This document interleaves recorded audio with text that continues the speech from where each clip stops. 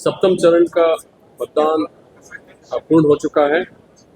8 संसदीय क्षेत्र के लिए मतदान आज संपन्न हुआ है, जिसमें 16,634 मतगणना केंद्र में 6 बजे तक अनुमानित 50.56% हम लोगों का वोटिंग हुआ है। ये 2019 में 51.24 था।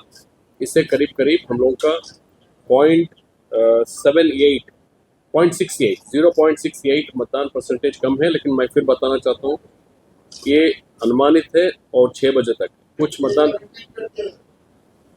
2019 में 51.24 था। अभी हम लोगों का 6 बजे तक अनुमानित वोटिंग परसेंटेज 50.56 है, जो 2019 से 0.68 कम है, लेकिन हमको पूरा उम्मीद है हम लोग फिर इसको क्रॉस करेंगे।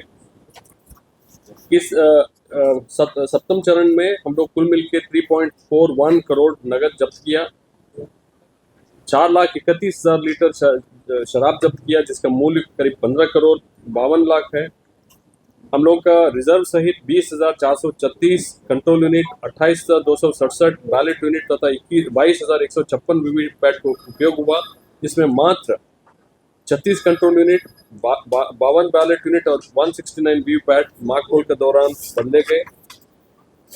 सामान्य प्रेक्षक, व्यय प्रेक्षक 8 ईच थे, पुलिस प्रेक्षक 5, माइक्रो प्रेक्षक 1,876, मॉडल मतदान केंद्र की संख्या 117, पीडब्ल्यूडी द्वारा संचालित मतदान केंद्रों की संख्या 56, पूर्ण रूपेण महिलाओं द्वारा संचालित मतदान केंद्रों की संख्या 146 हुआ। 7,878 मतदान केंद्रों में वेबकास्टिंग हुआ है। 1,62,00,000 हमारा कुल मतदाता थे आज, जिसमें 85 लाख पुरुष मतदाता और 77 लाख महिला मतदाता शामिल है। इसमें सेवा निर्वाचकों की संख्या 62,000 है हम लोगों का। नालंदा जिला में जहां शेड नहीं था, हम लोग कुल मिलकर के 3,073 मतदान केंद्रों को आइडेंटिफाई किए थे शामियाने के लिए, लेकिन पिछले 3 दिन में जो गर्मी पड़ा था उससे भी हम लोग करीब 2,000 एक्स्ट्रा शामियाना लगाए। सातवें और अंतिम चरण में जैसा आप सभी लोग विदित हैं, 8 लोकसभा क्षेत्रों में मतदान संपन्न हुआ। सबसे पहले लोकसभा चुनाव 2024 के शांतिपूर्ण समापन में चुनाव कार्य से जुड़े सभी पदाधिकारियों, कर्मियों सहित सभी बिहार वासियों और मीडिया के सभी बंधुओं को बिहार पुलिस की ओर से बहुत बहुत धन्यवाद। आपके सहयोग से ही हमारी यात्रा यहाँ तक पहुँची है। अब आगे काउंटिंग और काउंटिंग के बाद विधि व्यवस्था संधारण में आप लोगों की जो भूमिका पहले चल रही है उसकी हम अपेक्षा करते हैं। आज 7वें चरण में जो प्रमुख चुनौतियां हैं उसके बारे में बहुत संक्षेप में रखना चाहूँगा। आज बिहार और उत्तर प्रदेश, इस फेज में बिहार उत्तर प्रदेश की लगभग 210 किलोमीटर सीमा थी, जिसमें 20 चेकपोस्ट लगा के हम लोगों ने सतत निगरानी रखी। बिहार झारखंड की सीमा करीब 116 किलोमीटर थी, जिसपे 13 चेकपोस्ट लगाए गए। सासाराम और काराकाट लोकसभा क्षेत्रों के कुल 151 ऐसे नक्सल प्रभावित डिफिकल्ट एरिया थे, जिसमें मतदान का समय 7 बजे से 4 बजे तक ही चिन्हित किया गया। वहां पर 4 बजे ही पोलिंग शांतिपूर्ण संपन्न हो गई। इन सभी इलाकों पे सशस्त्र पुलिस बलों की प्रतिनियुक्ति, सैटेलाइट फोन और नक्सल एरिया में जो हमारा एसओपी था उसका पालन किया गया। इसके अलावा इस फेज में मुख्य रूप से भोजपुर, बक्सर, औरंगाबाद, रोहतास, पटना के गंगा और सोन के बीच में बहुत सारे दियरा क्षेत्र में अवस्थित क्षेत्र थे, जिसमें 38 बोट एसडीआरएफ का 152 जवानों को एसडीआरएफ को लगाया गया, 20 अश्वारोही दलों को भी लगाया गया। उसके अलावा स्थानीय रूप से भी बहुत सारे नावों की व्यवस्था पुलिस प्रशासन और जिला प्रशासन के द्वारा की गई।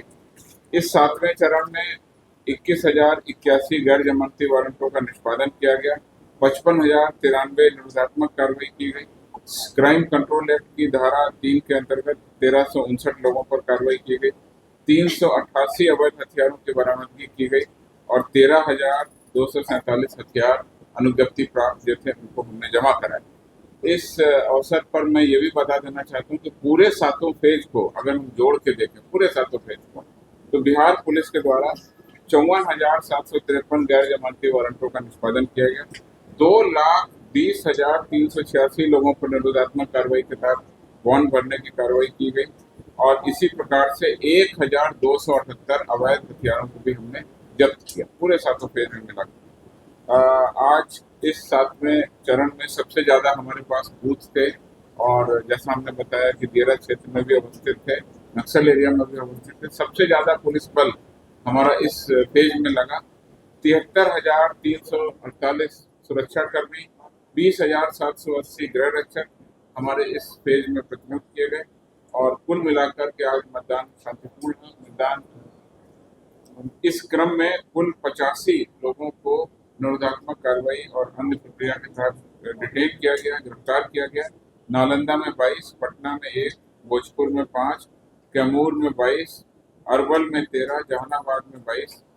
इस प्रकार से आज मतदान संपन्न हुआ।